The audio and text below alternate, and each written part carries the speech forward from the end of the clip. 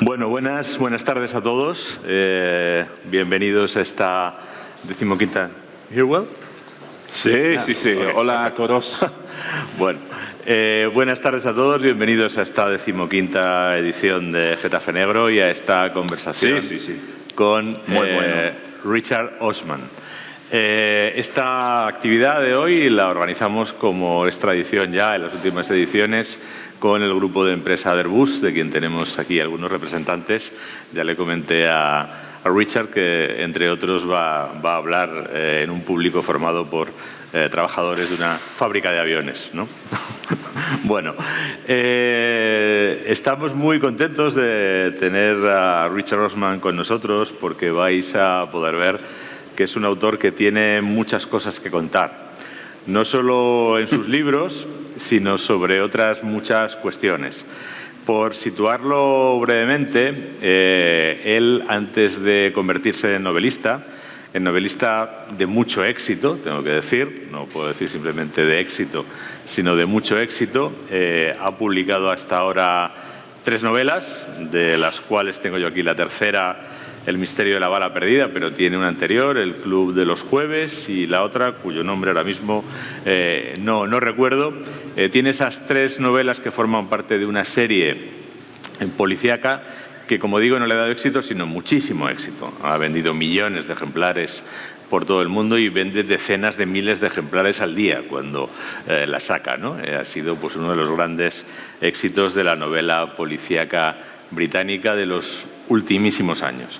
Antes de dedicarse a la literatura, Richard Osman tiene una larga trayectoria dentro del mundo de la televisión o del entretenimiento, podemos decirlo así, porque no solo en la televisión, también en la radio, también en otros ámbitos, ¿no? Ha sido presentador, ha sido anfitrión, host, como dicen los anglosajones, de programas enormemente populares en la televisión británica. Concursos donde, entre otras cosas, los concursantes ponen a prueba sus conocimientos, como Pointless y House of Games, que a nosotros, pues, no nos dicen mucho porque no se emiten en España, pero que en el Reino Unido tienen una verdaderamente enorme popularidad, ¿no? Al cambio, pues aquí tendríamos a un Jordi Hurtado o algo de este porte, ¿no? Estoy mencionando para Richard un famosísimo presentador de concursos, además de conocimiento. De hecho, Jordi Hurtado es un presentador muy conocido porque pasa por ser inmortal. Lleva 40 y tantos años presentando concursos y está igual que el primer día, ¿no?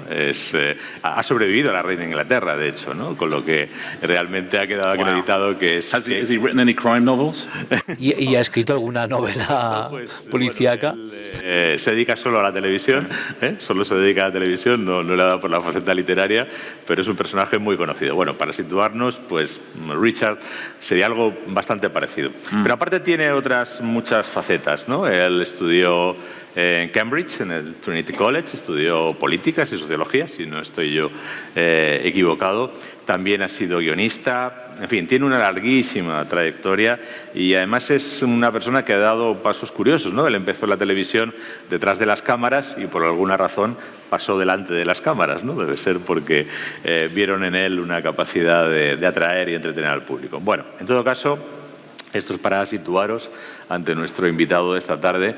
La razón por la que le traemos es porque escribe novelas y porque escribe novelas sobre crímenes, ¿no?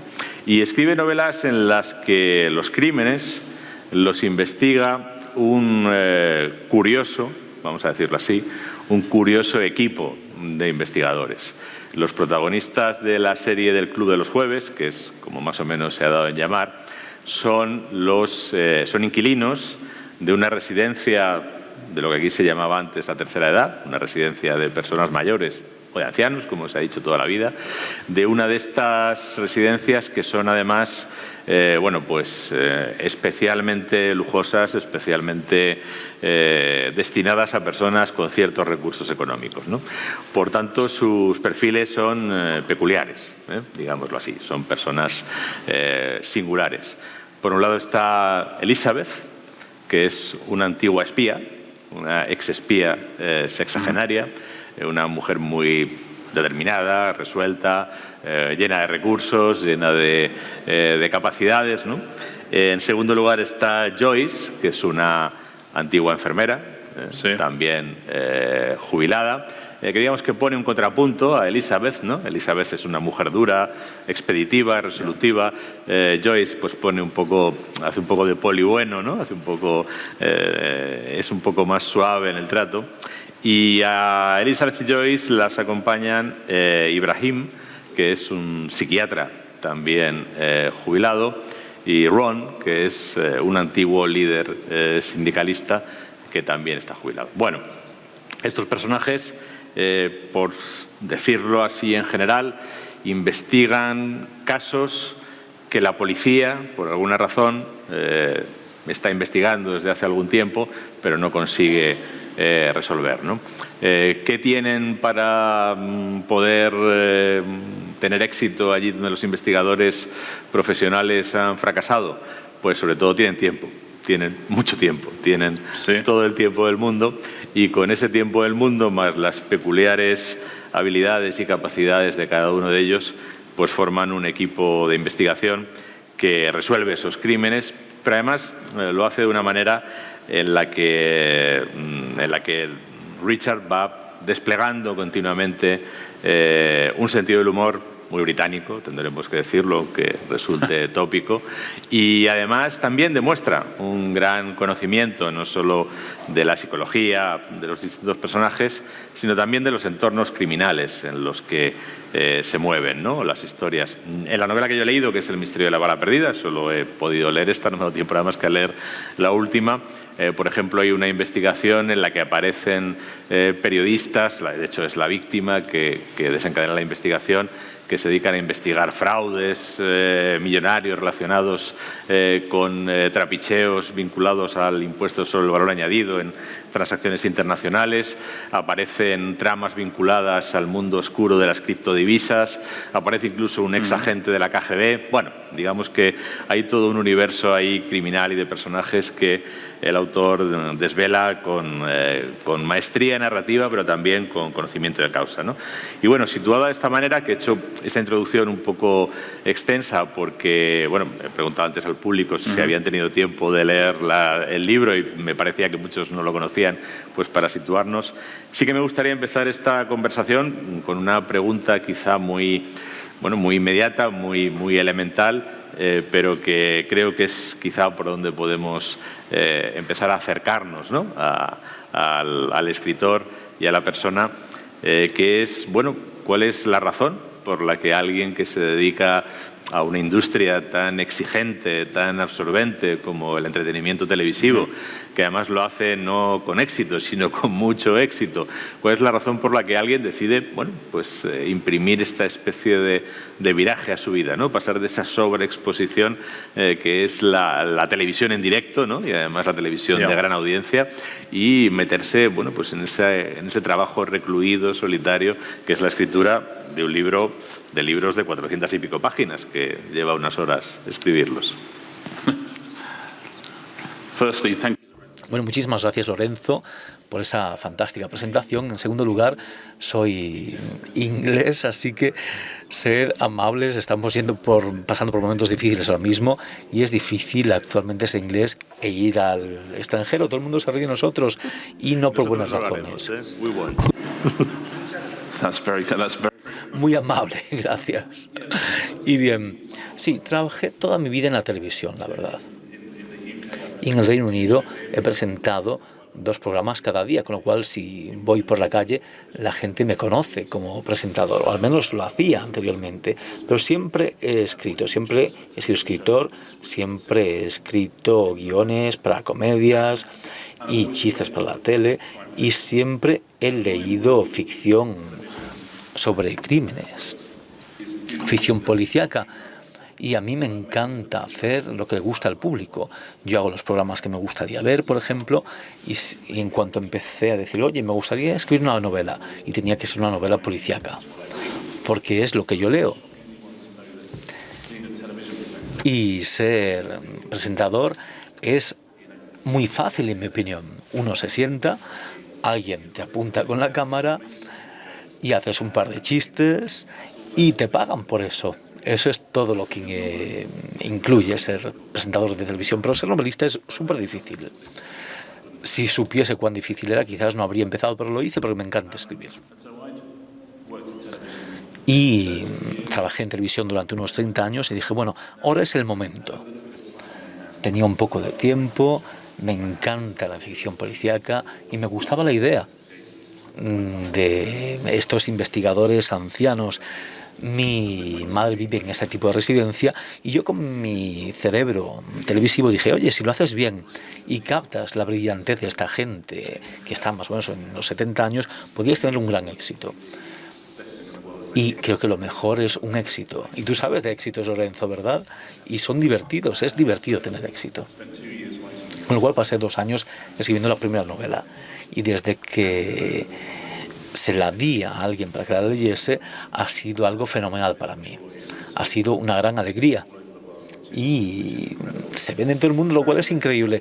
Y me complace ver que por cualquier razón yo dejé el trabajo fácil de presentar televisión y empecé el trabajo difícil de ser novelista. Quiero preguntar por qué la novela policial. Me has respondido con la mejor razón, ¿no? Yo creo que todos los que escribimos intentamos escribir algún día algo que se parezca a lo que hemos amado como lectores, con lo que la respuesta está muy clara.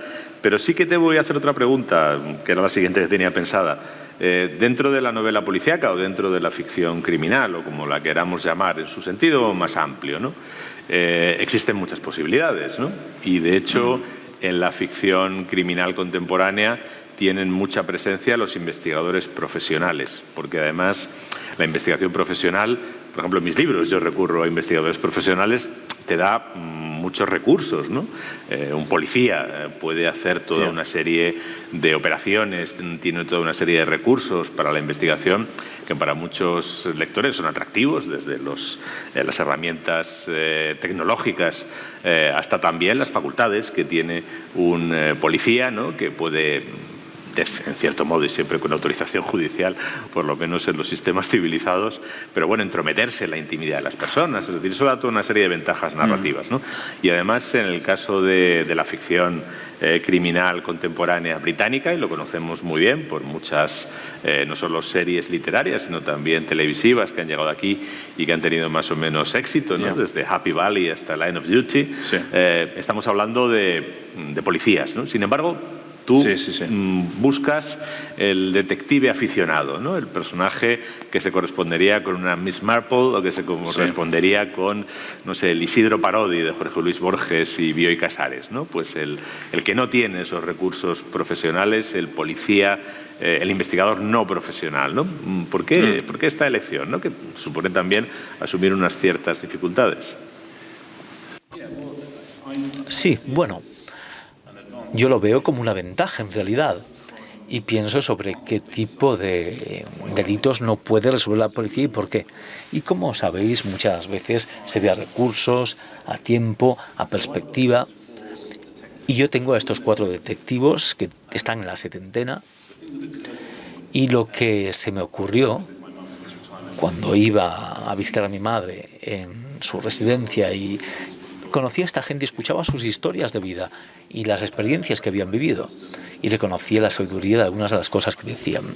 Yo decía, oye, tenemos aquí a un grupo de personas muy sabias que entienden muy bien la naturaleza humana, pero que a la vez en Gran Bretaña, quizás sea igual en España, también son invisibles en nuestra cultura. Este grupo de personas son ignoradas y subestimadas. Y de repente tengo este grupo de 4 personas con unas habilidades increíbles y con una sabiduría fantástica, pero son invisibles. ¿Y quién mejor para ser un detective que alguien invisible y sabio? Es perfecto, ¿no te parece? Bueno, yo de hecho recuerdo, que lo he comentado alguna vez, hablando con investigadores que se dedican a labores de investigación criminal, en algunas ocasiones hay personas que han tenido que dejar la investigación criminal por ser demasiado llamativas. Es decir, que si alguien quiere dedicarse a la investigación criminal, cuanto más anodino sea físicamente y en toda su indumentaria, mucho mejor, ¿no? Sí, Así que sin ninguna duda es una ventaja y también, bueno, yo creo que aquí es muy parecido, ¿no? Es decir, digamos que en sociedades desarrolladas, ¿no?, donde la esperanza de vida se ha alargado, paradójicamente vivimos más, pero en el último tramo de la vida, pues en cierto modo la percepción de esas personas mayores baja muchísimo, ¿no? Estás y no estás, en cierto modo, en la sociedad. En el caso de los personajes de Richard, yo creo que también son una expresión de... supongo que en buena medida la personalidad del autor, ¿no? Pues son personajes que no solo tienen esta sabiduría, sino que también tienen ese sentido del humor, ¿no? Un sentido del humor que además está presente, yo diría que en todo el texto, ¿no? No solo está en las intervenciones de los personajes, sino que también está en la narración, está en el... No sé, voy a leer, por ejemplo, una pequeña muestra para que quienes nos escuchan vean algo, ¿no? Está hablando de una delincuente que dirige una banda de narcotraficantes y que cae en prisión, ¿no? Y, bueno, pues está en prisión y cuenta cuál es su situación, ¿no? Y dice, faltan un par de meses para que se celebre su juicio y Connie, que es como se llama esta narcotraficante, desea que todo siga funcionando como un reloj hasta ese día. Quizá la declaren culpable, quizá no, pero Connie prefiere pecar de optimismo en todas las facetas de la vida. Prepárate para tener éxito, solía decirle su madre, aunque poco tiempo después murió atropellada por una furgoneta sin seguro, ¿no? Bueno, estas son así de entrada, ¿no? Porque, en fin, morir atropellada por una furgoneta pues ya es malo, pero encima sin seguro, pues quiere decir que el éxito que tiene la madre poco después... Sí. Bueno, está lleno de cosas de estas, quiero decir, este es un personaje en concreto y un pasaje. ¿Hasta qué punto es para ti el humor importante? En dos sentidos. Primero, como herramienta vital ante la adversidad y luego como recurso para una narración y como instrumento para un relato que en el fondo habla de la muerte, habla de la vejez, habla del dolor. Sí. Bueno, yo siempre he escrito comedia durante toda mi carrera en televisión. Y como me gusta la novela policíaca, no me gusta cuando una novela policíaca es divertida. Creo que si lees un chiste en una novela policíaca te quita de la historia y te saca. Con lo cual siempre pensé que estaba teniendo mucho cuidado cuando leí el primer libro. Dije, oye, no pongas ningún chiste, me dije a mí mismo, no lo hagas divertido. La trama de ser seria, las motivaciones también la investigación. Escríbela como si fuese una novela policíaca seria. Pero tengo estos 4 personajes principales que vienen de mundos muy diferentes y tienen estas amistades tan poco probables y causan tantos problemas. Pues yo ponía ahí la trama seria y de repente entraba alguien con una pistola. Bueno, lo que suele ocurrir en una novela policíaca. Y la forma en la que estos personajes trataban ese tema me hacía reír. Y dije, oye, esto es divertido. Vaya, qué pena, no quería que fuese divertido. Y creo que todo el humor en estos libros, y creo que la gente ha respondido a este humor, con lo cual es fantástico. Y reconozco que está ahí, pero como decía, nada de esto viene del autor. Todo ese humor viene de los propios personajes y de las situaciones en las que se ven. Y de cuán improbable e inusual es que estén en la historia en la que están. Con lo cual me encanta que las cosas sean divertidas, pero no solo puedes escribir chistes, tiene que venir de la verdad, tiene que venir de un momento verdad del personaje y tiene que ser creíble. Y creo que ahí es donde la gente puede leerlo y reírse, pero nunca se les saca de la historia, siguen estando en la historia, porque están disfrutando del humor de los personajes en lugar de un Por otra parte, el autor o escritor listillo que les cuenta un chiste. Tiene una larguísima tradición, ¿no? Uno lee las novelas de Raymond Chandler y están llenas de recursos humorísticos, ¿no? Sobre todo de símiles humorísticos, de comparaciones humorísticas, ¿no? O, por ejemplo, mencionaba antes la obra de Jorge Luis Borges y Bioy Casares, ese personaje Isidro Parodi, que es un investigador que él mismo está en prisión, investiga desde prisión, pues ya el planteamiento de la historia es humorístico, ¿no? Y cuando hablas con personas que se dedican de verdad a la investigación criminal, a veces te sorprende que están permanentemente haciendo bromas porque es la única manera que tienen de sobrellevar una realidad que es muy dura, ¿no? Bueno, a mí algo que me ha interesado mucho de la historia y de los personajes, que es precisamente como Richard Osman muestra que estos ancianos, antes de ser ancianos y habitantes en una residencia, han tenido una vida. Y esa vida ha podido ser trepidante, dura, emocionante, y dentro de esos ancianos sigue viviendo quien vivió esa vida, ¿no? Sobre todo creo que se ve mucho en el personaje de Elizabeth, ¿no? La antigua espía, ¿no? Hay un momento en el que, bueno, pues está hablando con Víctor, que es un antiguo miembro del KGB, ¿no? Con el que aparece en la historia, y entonces le pide una cosa y Víctor, que está colaborando con ellos, le dice, voy a leer el diálogo que tienen, dice, a su servicio, ¿no? Y entonces le dice Elizabeth que hay un problemilla que tienen que resolver, ¿no? Le dice, pero lo primero es lo primero, añade Elizabeth. Tengo que enviar una foto de tu cadáver al vikingo para demostrar que te he matado. Es decir, necesitamos una foto de tu cadáver, ¿no? Y entonces el otro dice, estupendo, conviene Víctor. Vamos a cavar una fosa bien profunda y me tiráis dentro, ¿no? Es decir, este personaje puede ser una amable septuagenaria, pero ha sido una espía y bueno, a lo mejor es que estas cosas las ha hecho, ¿no? De verdad, no fingidas como aquí. Bueno, ahí radica la belleza de esto. Y aunque pueda parecer divertido, yo intento que las historias anteriores sean muy reales. Elizabeth fue una espía en los 60 y 70, cuando todos los espías eran hombres. Y ella está acostumbrada a hacer cosas terribles, pero no responsabilizarse de ellas. Y ahora sí se responsabiliza, sí manda. Al menos en el Club del Crimen de los Jueves. Y sí, ella finge tener ese cadáver, y una vez que sabes hacer eso, tienes un buen plan. Pero creo que lo bueno de tener a esta banda con Elizabeth, exespía, Joyce, enfermera, Ibrahim, psiquiatra, y Ron, representante sindical y follonero, bueno, con estos personajes y con las historias, creo que uno de ellos siempre va a tener una solución. Uno de ellos sabrá cómo arreglar el problema. Y si entierras a un cadáver hay diferentes problemas. Cómo cavas el hoyo, bueno, Elizabeth quizás lo sepa. Cómo tomas las fotos bien, bueno, Ibrahim lo hace. Y dice, oye, no de esta forma, sino con esta otra orientación, que es más realista. Y creo que con sus historias anteriores, cualquier trama, disculpadme, he puesto esto en español, ya lo tengo bien, y Víctor, que había sido miembro del KGB y es parte del pasado de Elizabeth, y ella tiene la tarea de matarlo, y hay consecuencias graves si no lo hace.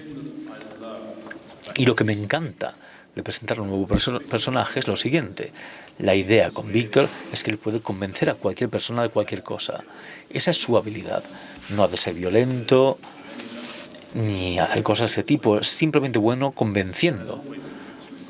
Y en ficción, en novela policíaca, no puedes siempre decir esto. Oye, lo bueno de Víctor es que él es buenísimo convenciendo a la gente para que haga cosas. No, tienes que mostrarlo. Y cuando presenté a Víctor, decía, bueno, ¿cómo muestro, cómo pruebo que él puedo convencer a cualquier persona de cualquier cosa? Y lo primero que escribí con él, bueno, en España tenéis banda ancha, y hay ingenieros de banda ancha que nunca llegan a tiempo. Y es difícil arreglar una línea telefónica. Y la primera vez que conocemos a Víctor está al teléfono con su proveedor de banda ancha. Y necesita un ingeniero que vaya esa misma tarde, porque quiere ver un programa de televisión. Y todos sabemos que eso es imposible.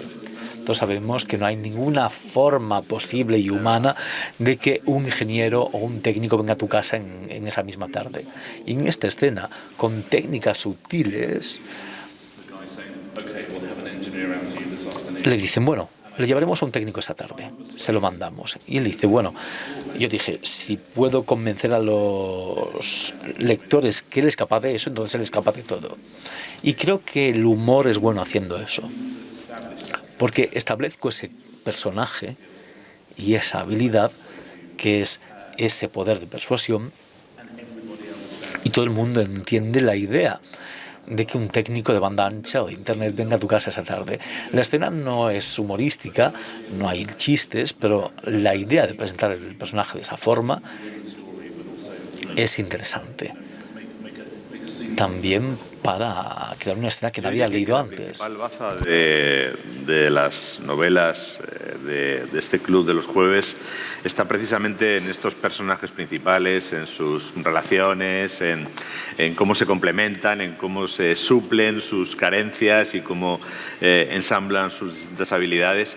Pero aparte de ese trabajo con los personajes básicos que realizan la investigación, también, por lo menos en este libro, hay un trasfondo que tiene que ver con la realidad criminal de nuestro tiempo y en el que aparecen, bueno, pues de vez en cuando cosas que a mí, que tengo cierto interés por estas cosas, ¿no? Y me intereso por los recursos que utilizan, entre otros los delincuentes de las organizaciones criminales. Alguna me ha sorprendido, ¿no? Y te sorprende porque es, por un lado, muy obvia, pero por otro lado yo no la habría pensado, ¿no? Leo, por ejemplo, un caso, ¿no? Hay un momento en el que habla de la periodista esta que está investigando el fraude con el IVA y dice: cuando estuve investigando la estafa del IVA, Bethany aprendió todo lo que pudo sobre el blanqueo de capitales, invitaba a comer a profesores y criminales, incordiaba a todos los expertos disponibles. Un investigador policial de Alemania le había dicho que el mejor alias para un estafador era el nombre de un famoso. Así es imposible que te encuentren en Google, le había contado. Y tenía toda la razón.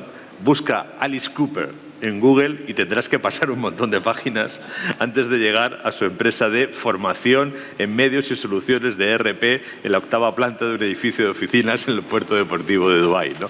Esto tiene toda la pinta de estar sacado de la realidad, ¿no? Por otra parte, qué truco más sencillo, ¿no? Pero yo no había pensado, es decir, si quieres buscar un alias para dedicarte a la criminalidad, pues llámate eso, Joe Biden o llámate Boris Johnson, ¿no? Que también tiene muchas páginas.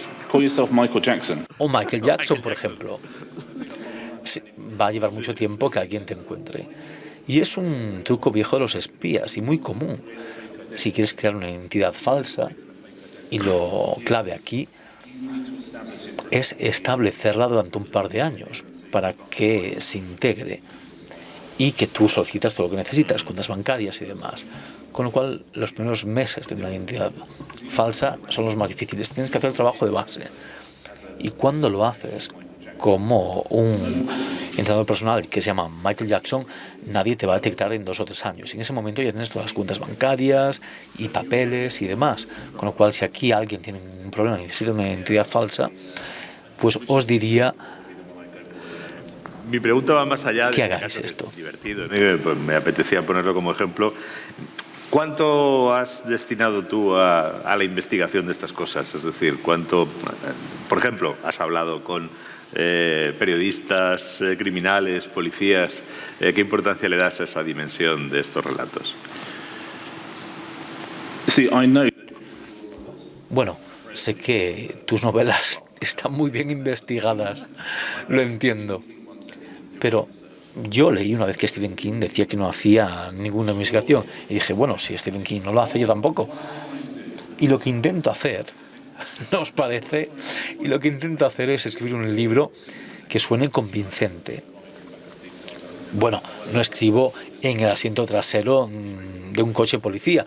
Hay autores que lo hacen, pero yo escribo un libro y si hay algo que a nivel jurídico, a nivel forense, es importante para la trama, pues intento hablar con alguien, quizás algún amigo que trabaje para el forense, o en el mundo jurídico, o en el mundo de los espías.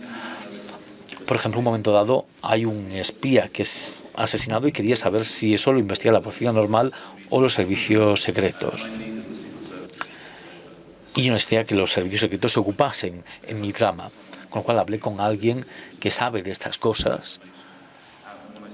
Y cuando le dije, oye, ocurre este. Y él me dijo, bueno, los servicios secretos se ocupan inmediatamente. Y dije, ay, fantástico. Entonces, de lo contrario, mi trama no funciona. Con lo cual, si hay algo importante, me aseguro que alguien con conocimiento me dice qué ocurre. Y también intento utilizar mi imaginación todo lo posible. porque tengo a detectives amateur y necesito que utilicen su imaginación y que utilicen diferentes tácticas, diferentes a lo que estamos acostumbrados. A ver, sabemos mucho sobre investigaciones policíacas y eso a veces hace que cualquier trama sea imposible, porque uno dice, oye, esto no ocurriría, esto tampoco, y me gusta que mis opciones estén abiertas. Al principio que eras un lector muy aficionado a la novela negra policíaca, a la ficción criminal. ¿Cuáles serían tus autores, que no sé si son tus referentes para estos libros o no? Es decir, tanto los que te han inspirado a la hora de escribir como los que con carácter general te interesan como lector. Bueno, el obvio para alguien británico a quien le gusta la ficción policíaca es Agatha Christie. Ella es una persona que puede ser muy divertida, pero siempre con los personajes. Ella presenta un personaje y en 2 párrafos sabes exactamente quiénes son, porque ella lo hace de una forma graciosa. Y es una persona que tampoco investigó mucho en las jerarquías policíacas, porque tenía detectives amateur, con lo cual siempre que funcionaban los venenos no tenía que investigar mucho. También Dorothy Oseas, contemporánea a Christie, pero yo escribo algo que la gente ha llamado crimen de a pie. A mí me gusta el Scandinoir, la novela negra escandinava, me encantan esas cosas. Ian Rankin, con novelas muy bien investigadas sobre temas policíacos, jerarquía, técnicas, Denny Lehane, James Lee Birkin. Y lo bueno de la novela policíaca, que a mí me encanta, es que hacemos una especie de contrato con el lector. En la primera página establecemos un problema que parece imposible resolverlo. En la última página lo resolvemos y todos los lectores y escritores se ajustan a esa fórmula: problema imposible y solución. Y yo te he tenido que decir quién lo ha hecho a lo largo del libro y esconder ciertas cosas, pero todo está ahí. Y yo creo que lo bueno de tener esa estructura es que puede ser Agatha Christie o Lorenzo Silva o yo mismo, puede ser quien quiera ser, y puedes contar una historia totalmente diferente dentro de ciertas limitaciones y reglas. Y si das a la gente personajes que les preocupan y les gustan, la gente se quedará contigo desde la primera página hasta la última. Pero ese contrato que dice todo va a estar bien al final, o puede haber una variación, significa que escribes y lees libros fantásticos y extraordinarios. Y a veces la literatura y la ficción policíaca se los pierde. Yo tengo esos 4 personajes que adoro y la gente, todo el mundo les tiene cariño. Y la novela policíaca me da esa estructura. Y la historia de la novela policíaca de Collins hasta Agatha Christie hasta hoy en día me da esa estructura que dice, bueno, a la gente le encanta leer estas historias. Y podemos seguir contándolas generación tras generación. Historias de nuestras sociedades a través de la ficción policíaca. Y esto es lo que me encanta hacer. Y cada vez que vas a un país diferente del mundo, la ficción policíaca es muy rica. Y hay tantas versiones, novela policíaca histórica, asesinos en serie, todo está ahí. Y hay escritores fantásticos que hacen novela policíaca, porque tiene esta limitación. Y por ello me gusta leerla y escribirla. Es que la ficción criminal es principalmente un cómo. Es un cómo que además tiene unas reglas y que de entrada supone un desafío para quien acepta escribir ficción criminal. Pero luego cada autor, ese cómo, que todos hemos encontrado en muy diversas versiones y en distintos autores y autoras a los que cada uno nos apegamos, cada autor lo aplica a un qué. Es decir, cada autor lanza una mirada sobre temas que le interesan, ¿no? Pues no sé, los norteamericanos de los años 30 y 40 pues miraban la corrupción de la sociedad estadounidense tras la Gran Depresión y demás, ¿no? Los nórdicos lanzan una mirada sobre el lado oscuro del estado de bienestar escandinavo. Los mexicanos pues hablan de un país que en buena medida está en manos de organizaciones criminales, ¿no? Digamos, bueno, cada uno tiene su qué.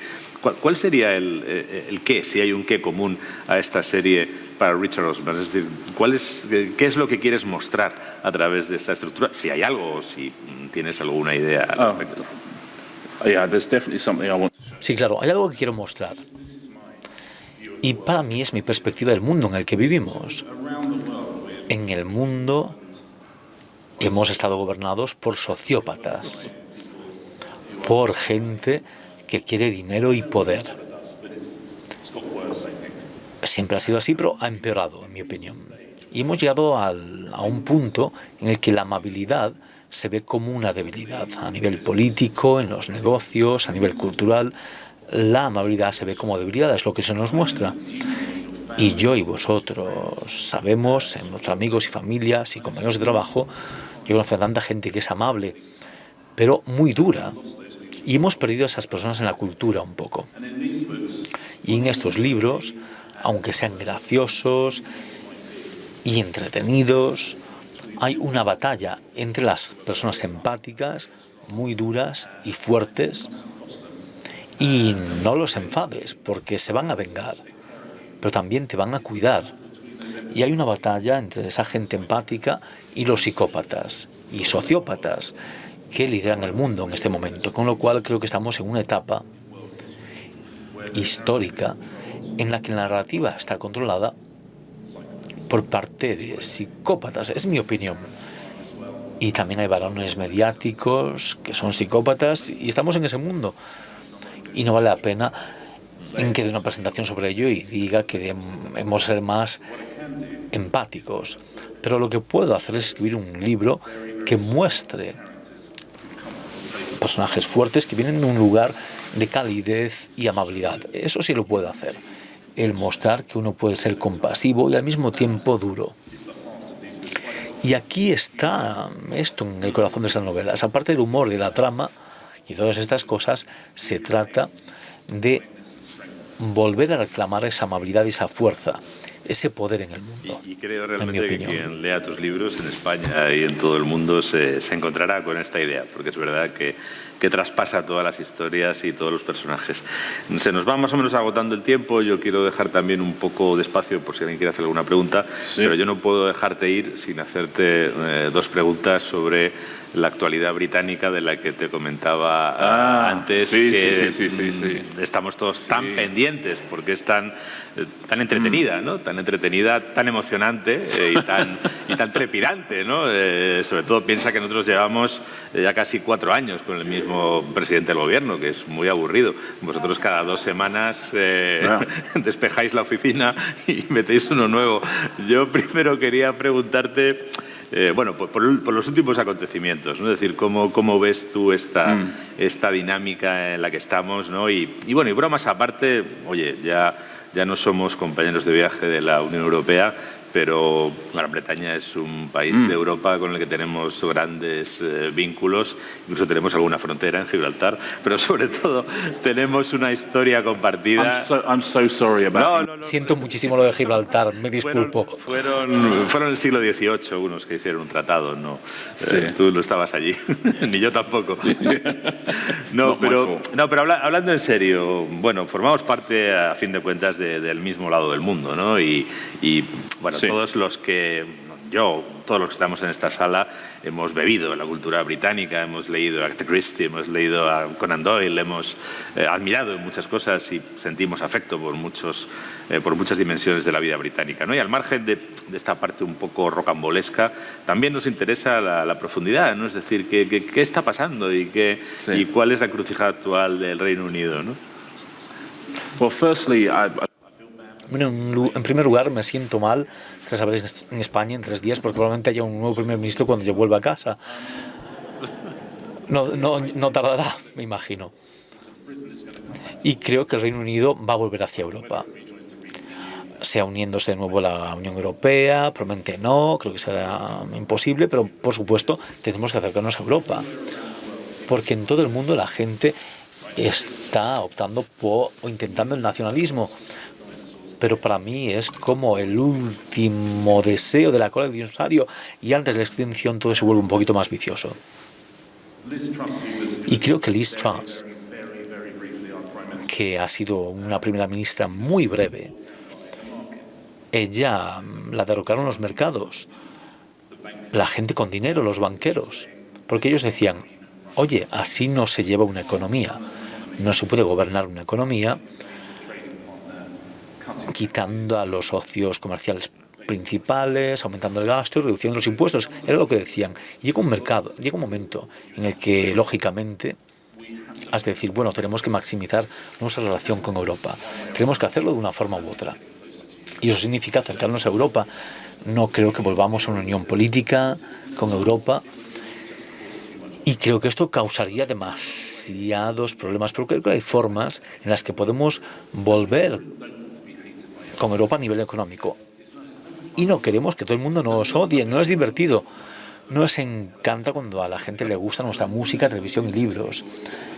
Y conocemos a muchos británicos que adoran a Europa. Y sabéis que hay muchos en España. Nos encanta España, Italia, Alemania y de repente nos sentimos alienados. Y todos los países pasan por esto. Todos los países tienen periodos inusuales en su historia, donde las circunstancias significan que hay periodos inusuales. Y cambios inusuales es lo que hemos hecho, lo vamos a probar, vamos a ver qué sale de aquí, pero creo que vamos a terminar mucho más cerca de Europa de lo que estamos actualmente. Lo creo porque somos un pueblo. El mundo es muy grande y necesitamos a los amigos más que nunca. Inglaterra y España han de ser amigas, así como Inglaterra e Italia y España.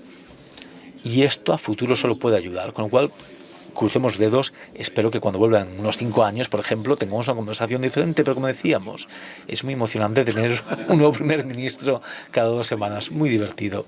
Pero vemos por qué ocurre. Bueno, yo también me sumo a ese deseo. Ojalá que dentro de 5 años, cuando vengas con la 10ª novela del Club de los Jueves, podamos tener una conversación distinta.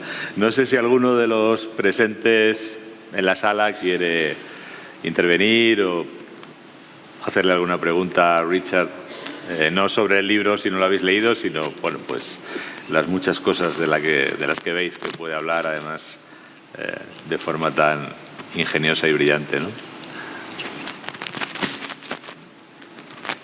¿Nadie se atreve? ¿Sois tímidos? Bueno, le voy a hacer yo entonces una última pregunta para despedir, que estamos ya un poco en el límite del tiempo. Yo he leído en algún sitio, pero creo que es la Wikipedia, con lo que es la fuente menos fiable del universo. Será mentira, seguramente. Pero he leído por ahí que tu plan es hacer solo 4 novelas de esta serie. No sé si esto es cierto. ¿Ves la Wikipedia? La Wikipedia No. En un artículo que tampoco es tan largo como el tuyo, que el tuyo es muy largo, como 3 cosas inexactas. Lorenzo, ¿no? Es una garantía. you just gave my... Lorenzo, casi Fíjate, causas que mis editores tengan un ataque he leído también prensa que se ha publicado cardíaco. de Guardian, por ejemplo, que te trata muy bien, unas reseñas muy elogiosas, por ejemplo, pero no sé dónde he leído lo de los 4 libros, honestamente, ahora mismo no recuerdo. I'm writing the 4th one. Estoy escribiendo el 4º ahora mismo y tras el 4º voy a empezar una serie diferente, pero voy a volver al Club del Crimen de los Jueves. No puedo parar. Y yo en Gran Bretaña soy muy reconocido y toda la vida la gente ha venido a verme y me ha dicho, oye, sigue con los libros y no mates a algunos personajes, por favor. ¿Y quiénes van a ser en la película? Porque durante toda mi vida la gente me dice que siga. De lo contrario no podré volver a mi país. Seré como el Stephen King, con Kathy Bates. Estaré encerrado en una habitación si dejo de escribir. Me encerrarán. Pero prometo, Lorenzo, que investigaré mejor. Lo prometo. Seguro que sí. Bueno, pues si no tenéis nada que preguntarle, creo que ha llegado el momento de agradecerle a Richard que se haya acercado hasta Getafe para enriquecer con su trabajo y con su testimonio y con su inteligencia nuestro festival, y desearle pues una estupenda estancia en España, que sepa que aquí en Getafe tiene su casa y que estoy seguro de que la próxima vez que venga, ya no sé si con la cuarta, la quinta o la sexta, se encontrará aquí muchos lectores. Eso esperamos todos. Muchas gracias, Richard. Gracias. Thank you, Lorenzo. Gracias, muchas gracias. Gracias, Lorenzo.